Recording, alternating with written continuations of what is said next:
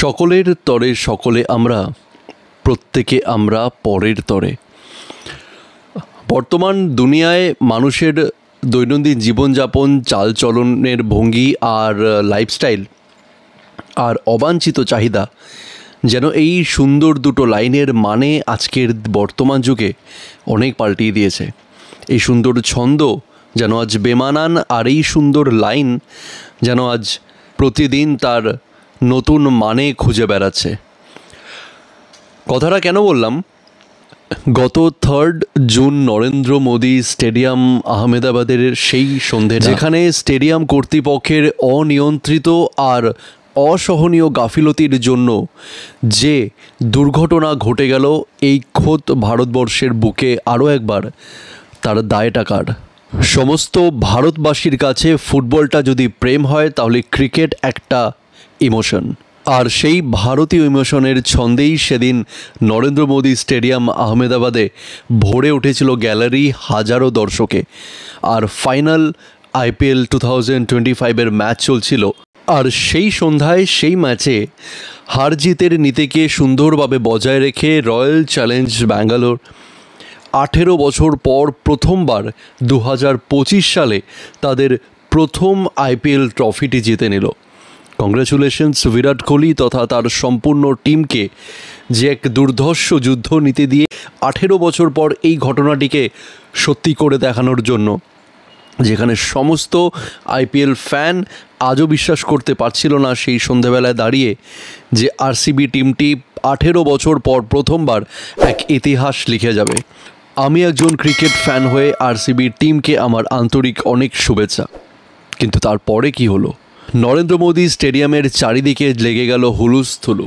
2025-এর IPL final শুধুমাত্র এক ইতিহাস লিখল না, সাক্ষী থেকে গেল এক অবাঞ্ছিত আর অবহেলিত মৃত্যু মিছিলের। 2025-এর IPL-এর ফাইনালের মুহূর্তে হাজারো ক্রিকেটপ্রেমী মানুষের মধ্যে দৌড়ঝাঁপে আর স্টেডিয়ামের অবাঞ্ছিত আর অনিয়ন্ত্রিত কিছু পরিকাঠামোর মধ্যে সাধারণ মানুষ পদপৃষ্ট হয়ে মারা গেলেন। ক্রিকেটপ্রেমী আরও কিছু মানুষ যারা আহত হয়ে আজও হাসপাতালে ভর্তি আছেন।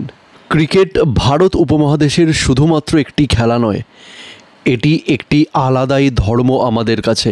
আর সেই ধর্মর নাম যখন IPL হয়, ইন্ডিয়ান প্রিমিয়ার লিগ, শুরু হওয়ার আগে থেকেই মানুষ তথা সাধারণ ঘরের মানুষ থেকে সমস্ত ক্রিকেট প্রেমীদের মধ্যে উন্মাদনা এক তুঙ্গে পৌঁছায়।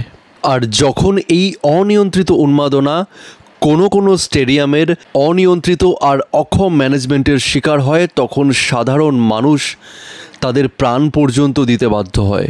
তাদের প্রাণ কেড়ে নেওয়া হয় কিছু অনিয়ন্ত্রিত প্রশাসনিক ব্যবস্থা, স্টেডিয়াম কর্তৃপক্ষের অনিয়ন্ত্রিত আর অক্ষম গাফিলতির সামনে।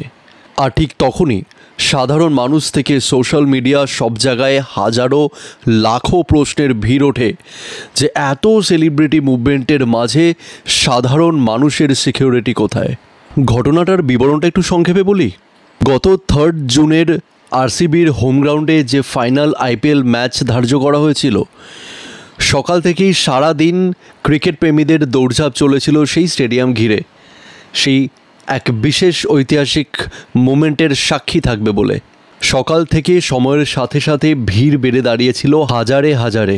আর সেই ভিড় সামলানোর জন্য নিরাপদ ব্যবস্থা থেকে শুরু করে আর ওই ভিড় সামলানোর যথাযথ আর পর্যাপ্ত সুব্যবস্থা ওই স্টেডিয়াম কর্তৃপক্ষের কাছে না থাকার কারণে ঘটে যায় এক মর্মান্তিক বিশৃঙ্খলা।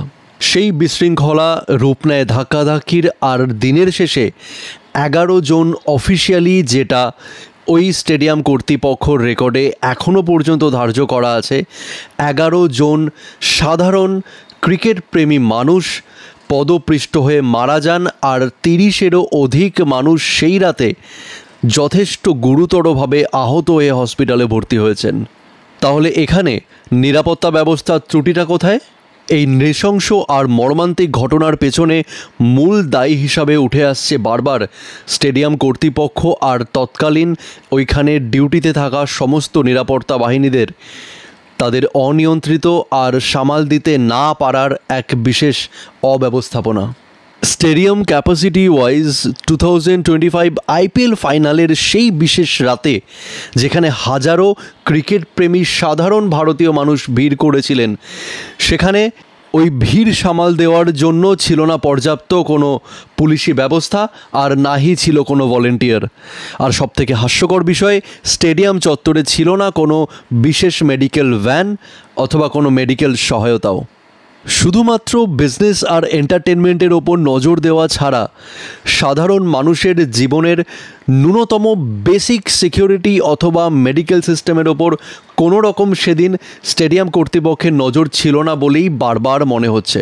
আর যার কারণে আইপিএলের আরসিবির 18 বছর পর জিতে নেওয়া আইপিএল ট্রফির ওই ঐতিহাসিক মোমেন্টের সাথে জুড়ে গেল 11টা মানুষের অনিয়ন্ত্রিত ম্যানেজমেন্টের কারণে হারিয়ে যাওয়া প্রাণ, আর 30+ মানুষের জীবনের ওই বীভৎস রাতের এক দুর্বিষহ ঘটনা।